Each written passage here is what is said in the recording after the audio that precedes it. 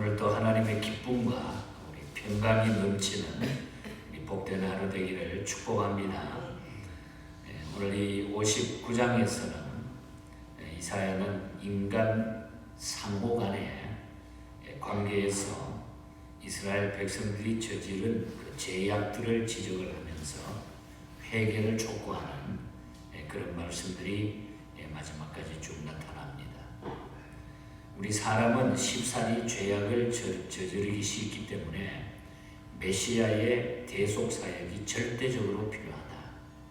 우리는 다시 말하면 쉽게 말하면 죄인들이기 때문에 메시아의 절대적인 사역이 대속의 사역이 반드시 필요하다고 하는 그 사실입니다. 이것을 예언해 주셨던 말씀입니다.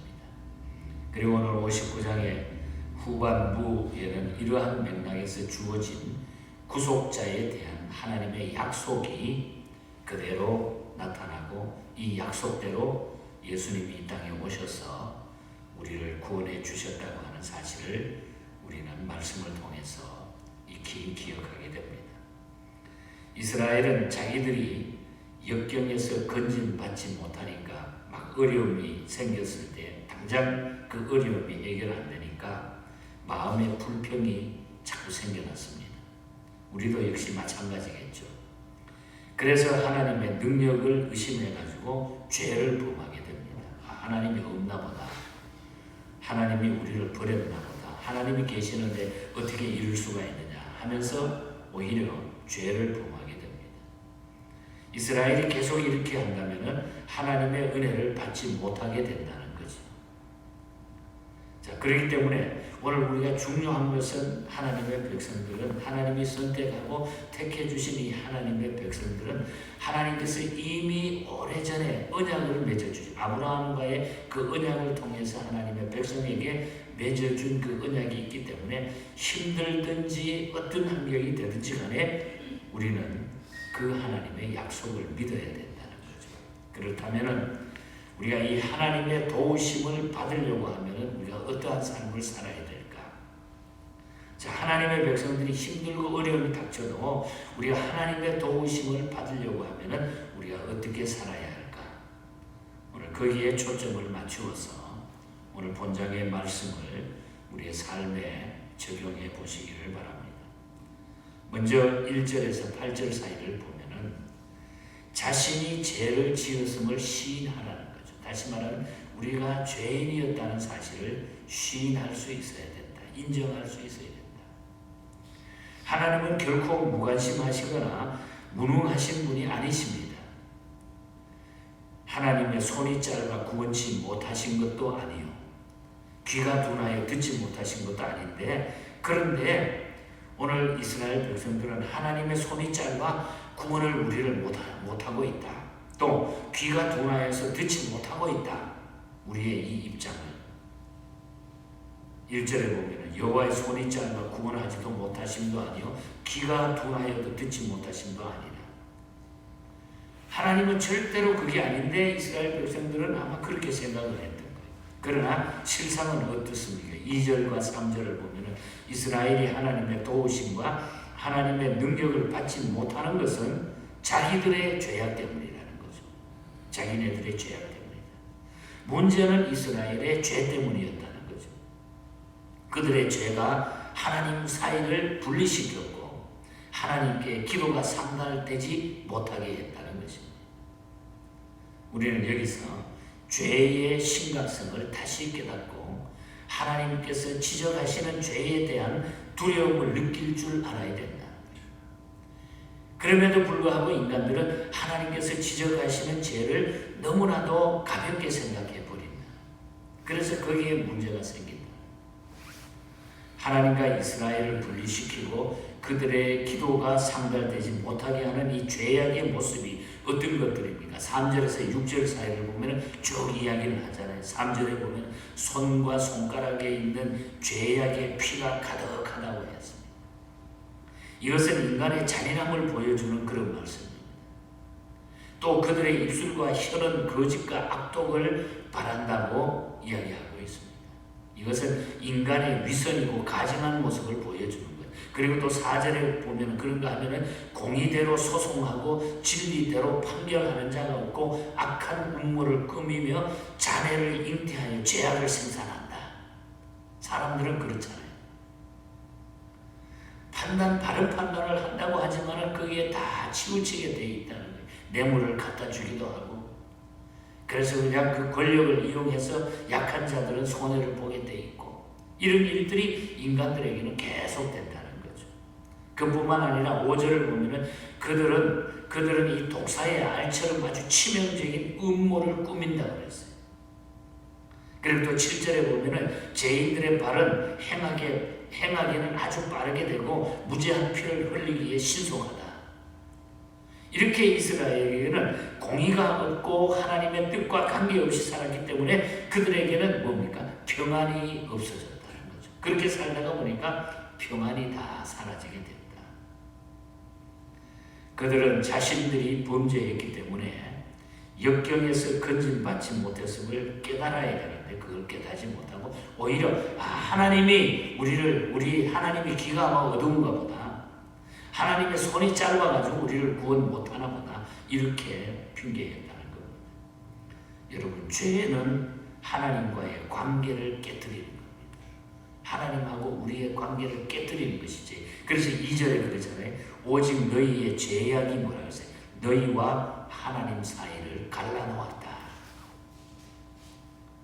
하나님의 도우심을 받기 위해서는 하나님을 향하여 우리의 마음이 돌아서야 된다. 그래서 자신이 죄 지었음을 깨닫고 시인하고 하나님 앞에 회개하고 돌아오는, 그걸 인정할 때에 우리는 하나님과의 우리의 사이가 회복이 된다는 거죠. 죄 때문에 하나님과 우리가 갈라져 있다. 대단히 우리 기독교에서는 중요한 메시지입니다. 이것이 우리는 출발점이 된다는 거죠. 그 다음에 우리는 하나님의 도우심을 받기 위해서는 9절에서 15절 사이를 읽지 않았습니다만 죄를 깨닫고 결국 하나님께 나아가야 된다. 그것을 깨닫고, 죄는 인간의 다양한 방면의 영향력을 다 행사하고 있습니다. 3절, 4절, 7절, 그리고 그 결과로 그들은 어떻게 됩니까? 8절에서 12절 사이에 쭉 나타나는데 8절에 보면 평안을 얻지 못하게 됩니다. 죄 때문에 평안을 얻지 못하게 됩니다. 또 9절과 10절에 보면 영적 어두움 속에서 행하게 된다. 어두운 깜깜한 침침한, 그러니까 우리가 죄를 짓게 되면 그냥 깜깜한 속이고 살아가는 이 음침한 삶이 계속이 되는 거죠. 그걸 숨기게 되니까. 그리고 11절과 12절에 보면은 죄악 가운데 죽어가게 된다. 결국 죄는 죄로 말미암아 죽음이 오게 된다는 거죠. 그래서 죄가 잉태한 즉 사망을 낳는다고 했다. 이사야는 이스라엘의 죄악이 하나님 앞에 심히 많다는 것을 깨달았습니다. 죄값을 회피하면 할수록 양심의 가책은 더욱 죄인임을 명백하게 깨닫게 되었다는 것이죠. 이스라엘은 하나님을 배반했고 우상을 섬겼고 사람에게 가진 포악을 행했다고 그랬습니다. 12절에서 15절 사이에 쭉 그 이야기가 나타나고 있습니다. 그래서 이사야 선지자는 이스라엘의 이런 비참한 상태를 보고 한탄하면서 백성들의 죄를 자신이 죄처럼, 자기가 지은 죄처럼 구전마다 우리에게 내가 계속 9절부터 15절까지 보면 우리라고 하는 말이 15번 이상 계속 반복이 돼요. 우리는 그렇게 해야 되고, 우리가 죄를 짓고, 우리가 계속 우리라고 하는 말이 반복이 됩니다. 12절에 보면 뭐라 그럽니까? 이는 우리의 허물이 주의 앞에서 심히 많으며 우리의 죄가 우리를 쳐서 증언하오니 이는 우리의 허물이 우리와 함께 있음이라 우리의 죄악을 우리가 아나이다. 이사야는 이 죄를 깨닫고 계속 그걸 반복해서 우리가 죄를 깨닫고 하나님 앞에 나가는 길이 최고의 길이라고 하는 것을 기억하라는 거죠. 로마서 6장 23절 말씀처럼 죄의 삭선은 사망이기 때문입니다. 자신의 죄를 인정하고 나가는 자가 하나님의 은혜를 잊게 되기 때문에 하나님의 은혜를 잊게 됩니다. 이사야는 우리가 허물 가운데 있다고 그래서 고백하고 우리가 주께로 나가자. 하지만 하나님께서는 죄와 허물로 죽었던 우리를 그냥 거기에 버려두지 아니하고 예수 그리스도로 말미암아 우리를 살려주셨기 때문입니다. 에베소서 2장 1절에 중요한 구절이죠. 우리가 죄로 말미암아 허물로 말미암아 죽었던 우리 죄를 우리 예수 그리스도로 말미암아 우리를 살려주셨다. 우리를 구원하신 하나님의 사랑이 감격하며 죄와 허물 가운데 세상의 많은 사람들을 바라보면서 오늘 우리가 이사야처럼 기도하는 성도가 되어야 돼요. 하나님 정말 부족합니다. 주께로 나아갑니다. 그래서 우리는 늘 하나님 앞에 엎드리게 되고 우리는 기도하게 되는 삶을 살게 된다. 죄를 깨닫고 하나님께 나아가야 된다. 하나님의 도우심을 받기 위해서 반드시 이 삶이 우리에게 계속돼야 된다. 끝으로 15절부터 21절까지 보면 하나님의 손길만을 그래서 우리를 의지하고 살아가야 됩니다. 하나님의 손길만. 그러면은 하나님께서 우리를 도와주시고 하나님의 대속에 주님께서 오셔서 우리의 모든 삶을 지켜주시고 역사하신다. 하나님께서는 죄인이 관영한 세상을 죄인들이 죄악으로 말미암아 이 관영한 세상을 내버려주지 아니하시고 친히 거기에 대한 대책을 하나님은 세워주신다는 거죠.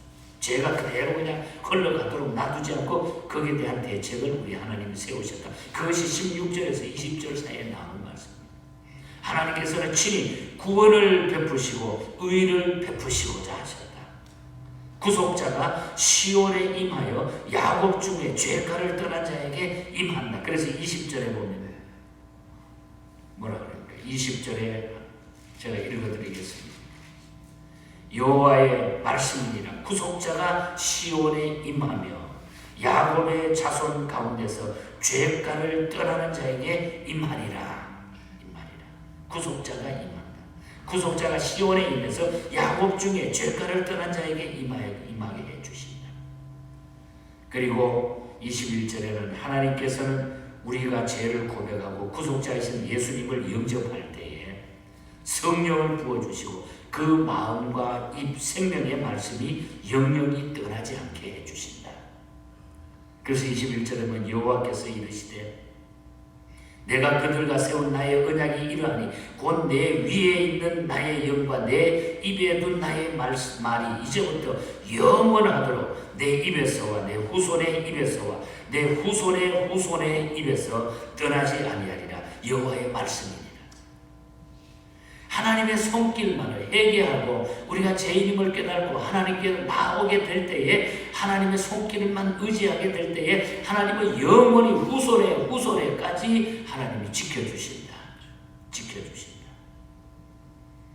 또 하나님의 말씀은 전적으로 하나님만을 의지하고 하나님께 가까이 나가는 자와 끝까지 함께 하신다는 이 약속을 시편 119편 곳곳에 우리에게 약속을 하고 있는 것입니다. 자신의 죄를 회개하기 위해서는 먼저 무엇이 죄인지를 우리가 알아야 합니다. 죄를 깨달을 때에 하나님 앞에 전심으로 통회하고 우리는 자복해야 된다. 우리의 힘과 의지로 살지 말고 하나님의 뜻을 구하며 전적으로 하나님을 의지하는 성도가 되어야 된다. 이것이 우리가 하나님의 도우심을 받으면서 사는 성도의 삶인 것입니다. 그래서 바로 우리가 그렇게 사는 그곳이 곧 천국이 되는 거죠. 그것이 곧 천국이다. 버틀러 목사님이 이 찬송을 지어서 우리에게 아주 은혜스럽게 늘 살아가도록 만들어 주셨잖아요. 예수가 있는 곳이 바로 천국이다. 예수가 있는 곳이 바로 천국이다. 바로 우리가 죄를 회개하고 주께로 나오는 그곳이 천국이다. 할렐루야 찬양하세. 내 모든 죄 사함받고 주 예수와 동행하니 그 어디나 하늘나라. 여러분, 우리는 회개하고 주께로 돌아오는 우리의 영혼이 은총을 중한 죄짐 벗고 보니 그곳이 바로 천국이라고 하는 거죠. 그래서 우리는 하나님의 도우심을 받으려고 하면 나를 내려놓고 늘 하나님의 용서하심과 자비하심을 구하는 자들, 그곳이 천국이고 그런 가정이 천국이고 그의 모든 삶의 바운더리가 바로 주님이 함께 하시기 때문에 천국이 되는 줄 믿습니다. 이런 삶을 살다가 주님 앞에 떳떳하게 더 기쁨으로 더 놀라운 진짜 천국을 맛보는 그런 놀라운 역사가 우리의 삶 속에 나타나고 이 에너지를 가지고 이 험준한 이 어려운 시대를 여러분 잘 극복하고 승리하시기를 주님 이름으로 간절히 축복합니다. 하나님 아버지 감사합니다. 주님 모시고 우리 자신을 내려놓고 주 앞에 기도하는 그곳이 바로 천국임을 믿습니다. 하나님 우리의 마음속에 탐심, 잘못된 욕심, 하나님보다 높아지려고 하는 교만, 내가 너무 많은 것 가졌고 안다고 하는 이 교만함이 하나님 앞에 다 내려지게 하여 주시고 겸손함으로 우리 주님 앞에 늘 살아갈 때 그것이 우리의 삶의 천국이 되어지게 해 주시며 이것을 통하여 하나님의 영광이 온 땅에 퍼져나가게 하여 주시옵소서. 오늘 하루도 사랑하는 우리 예언의 모든 가족들에게 이런 천국의 기쁨과 평안을 맛보는 귀한 시간들이 되게 하여 주시옵소서.